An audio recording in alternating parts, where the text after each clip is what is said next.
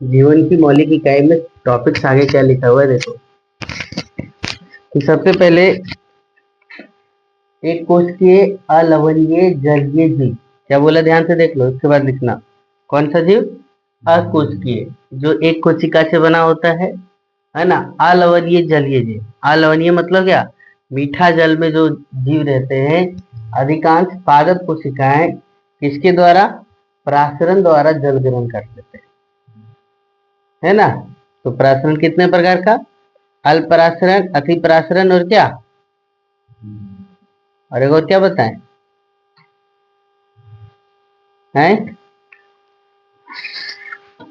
अल्प परासरण बताएं, अति परासरण बताएं और कौन, सम परासरी विलयनता बताएं। ये तीनों बताए ना। तो एक इस विधि के द्वारा क्या कर लेते हैं, जल को ग्रहण कर लेते हैं। फिर देखो पौधों को के मूलों द्वारा, मूलों मतलब क्या, जड़ द्वारा जल का अवशोषण परासरण का एक उदाहरण है। पौधे के जड़ क्या करते हैं, जल को अवशोषित करते हैं। फिर देखो कोशिका के जीवन में विसरण जल तथा गैसों का आदान प्रदान की प्रक्रिया में महत्वपूर्ण भूमिका निभाती है। क्या लिखे, कोशिका के जीवन में विसरण जल तथा गैसों का आदान प्रदान की प्रक्रिया में क्या करती है, महत्वपूर्ण भूमिका निभाता है। विसरण प्रक्रिया के द्वारा कोशिका को अपनी बाहरी पर्यावरण से पोषण ग्रहण करने में सहायता प्रदान करता है।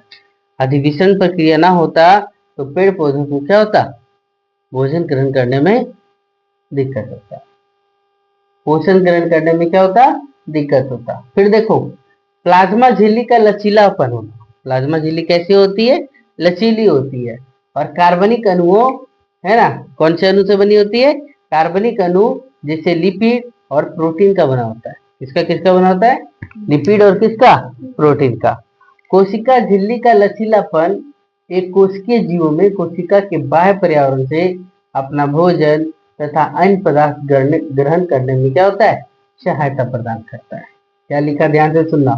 कोशिका झिल्ली का जो लचीलापन होता है ना, उस लचीलापन होने के कारण से जितने भी एक कोशिका जीव है, एक कोशिकीय जीव मतलब क्या, जो एक कोशिका से बने होते हैं, जीवों में कोशिका के बाह्य पर्यावरण से अपना भोजन तथा अन्य पदार्थ ग्रहण करने में क्या होता है, सहायता मिलता है ना। और ऐसी प्रक्रिया को एंडोसाइटिस कहा जाता है।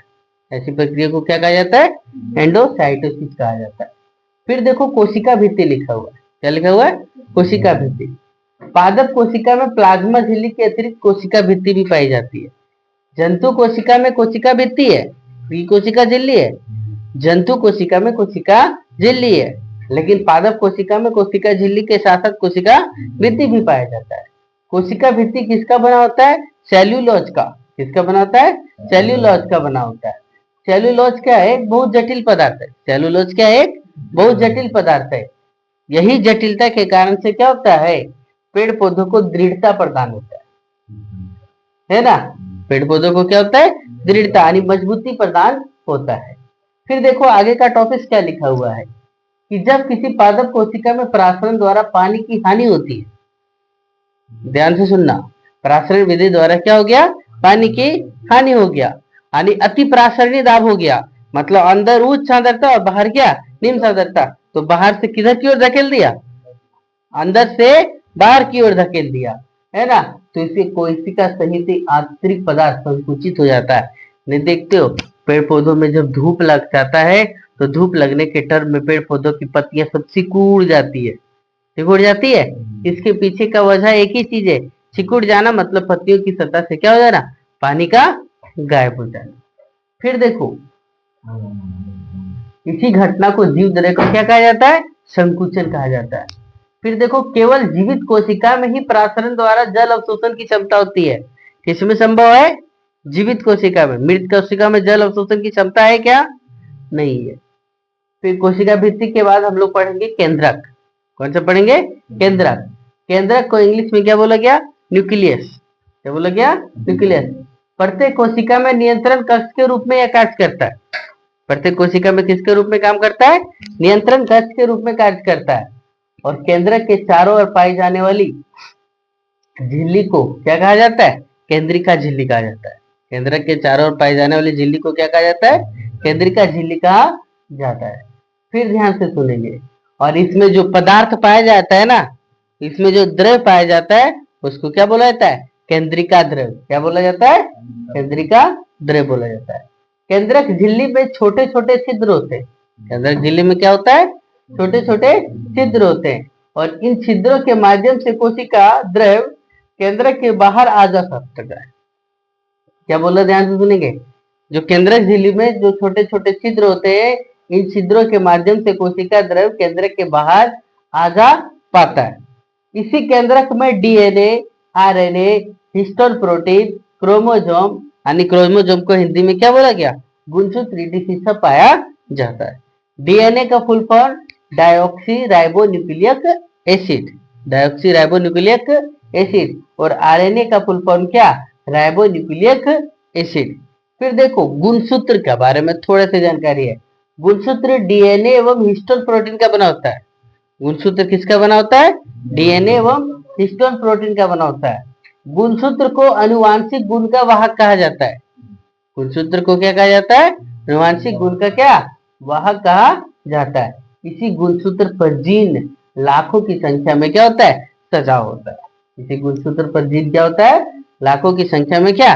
सजा होता है। और आनुवांशिक गुण का उत्तरदायी कौन कहलाता है? जीन कहलाता है। देखो 2 पॉइंट लिखा गया। गुणसूत्र का आनुवांशिक, गुणसूत्र को क्या कहा जाता है? आनुवांशिक गुण का वाहक कहा जाता है। आनुवांशिक गुण का उत्तरदायी कारक कौन हो गया? जीन हो गया।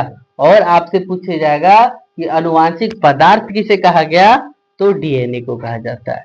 आनुवांशिक पदार्थ किसे कहा गया? डीएनए को। चलो यहां तक नोट करोगे बेटा।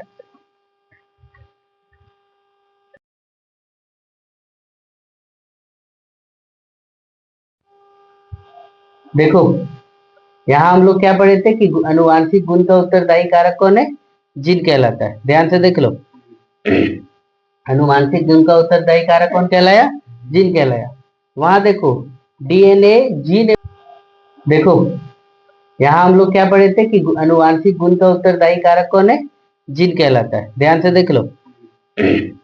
आनुवांशिक गुण का उत्तरदायी कारक कौन कहलाया? जीन कहलाया। वहां देखो डीएनए, जीन एवं क्रोमोसोम दोनों में पाया जाता है। डीएनए किस में पाया जाता है? जीन में भी पाया जाता है और क्रोमोसोम में भी पाया जाता है। डीएनए को क्या कहा जाता है? आनुवांशिक पदार्थ कहा जाता है। डीएनए को क्या कहा जाता है? आनुवांशिक पदार्थ कहा जाता है। यानी डीएनए को आनुवांशिक पदार्थ का वाहक कहा जाता है। फिर देखो केंद्रक के अंदर जो तरल पदार्थ है, केंद्रक के अंदर जो क्या है? तरल पदार्थ है, उसमें धागेनुमा संरचना पाई जाती है। उसमें क्या होता है? धागेनुमा संरचना पाई जाती है। और उस संरचना जो है ना, वो धागेनुमा संरचना, उसको क्रोमोसोम यानी गुणसूत्र कहा जाता है। उसको क्या बोला जाता है? क्रोमोसोम या क्या? गुणसूत्र कहा जाता है। प्रत्येक क्रोमोसोम में जहां धागेनुमा संरचना का आकार मिलता है उसे सेंट्रोमियर कहते हैं। ध्यान से सुनो। केंद्रक में जहां पर क्रोमोसोम पाया जाता है और जो धागेनुमा रूप में पाया जाता है और धागेनुमा संरचना के आकार में मिलता है, और जहां मिलता है उसे क्या कहा जाता है? सेंट्रोमियर कहते हैं। डीएनए का क्रियात्मक खंड को क्या कहा गया? जीन कहते हैं। जो कोशिका विभाजित नहीं हो रही होती है, जो कोशिका क्या होती है? विभाजित नहीं हो रही होती है, उसमें डीएनए क्रोमेटिन पदार्थ के रूप में क्या होता है? विद्यमान होता है। फिर देखो क्रोमेटिन पदार्थ धागे की तरह रचनाओं के एक जाल का एक पिंड होता है। क्रोमेटिन पदार्थ भी क्या होता है? धागे की तरह रचनाओं का क्या होता है? जाल का एक पिंड होता है। जब भी कोशिका विभाजित होने वाला होता है तब इसमें क्रोमोसोम क्या हो जाता है? संगठित हो जाता है। क्रोमोसोम क्या हो जाता है? संगठित हो जाता है। फिर देखो मनुष्य में कुल 23 जोड़ी गुणसूत्र पाए जाते हैं। मनुष्य में कितने? 23 जोड़ी गुणसूत्र पाए जाते हैं, याद रखेंगे। जिसमें से 22 जोड़ी गुणसूत्र को ऑटोसोम एवं शेष एक जोड़ा को लिंग गुणसूत्र कहा जाता है। या पुरुषों में XY तथा महिलाओं में क्या होता है? XX होता है। बच्चे का लिंग निर्धारण पुरुष के गुणसूत्र पर निर्भर है। बच्चे का लिंग निर्धारण किसके गुणसूत्र पर? पुरुष के गुणसूत्र पर निर्भर करता है। यदि पिता का X गुणसूत्र तथा माता का भी कौन सा गुणसूत्र मिल गया? X गुणसूत्र मिल गया तो क्या हो जाएगी? पुत्री हो जाएगी। पिता का भी X और माता का भी X हो जाएगा तो क्या हो जाएगा? पुत्री। यदि पिता का Y गुणसूत्र और माता का कौन सा? X गुणसूत्र मिल गया तो क्या बनेगा? पुत्र होगा। देखो वहां पे फिगर भी बना करके दिए, पिता का एक्स और माता का भी एक्स, एक्स और एक्स मिला तो क्या बन गए? पुत्री। पिता का वाई और माता का एक्स मिला तो एक्स वाई मिल करके क्या हो गया? पुत्र। उसी प्रकार से देखो वाई और एक्स मिल करके क्या बन गया? पुत्र। और एक्स मिल करके क्या बन गया? पुत्री हो गया। समझ गए? फिर देखो नोट पॉइंट क्या लिखा है कि कोशिका विज्ञान के अंतर्गत विभिन्न प्रकार के कोशिका के बारे में अध्ययन करना होता है ना। इसमें से हम लोग 2-3 पॉइंट ये लिखे क्या एक्स्ट्रा नोट में कि सबसे लंबी कोशिका किसका है? शुतुरमुर्ग के अंडे का, है ना। सबसे बड़ी कोशिका भी बोलेंगे, लंबी कोशिका ना बोल करके सबसे बड़ी कोशिका किसका है? शुतुरमुर्ग के अंडे का। सबसे लंबी कोशिका किसका है? तंत्रिका कोशिका का। और सबसे छोटी कोशिका किसका है? माइक्रोप्लाज्मा का। आज यहीं तक लिखिए, फिर कल आगे बताते हैं। चलो नोट करो।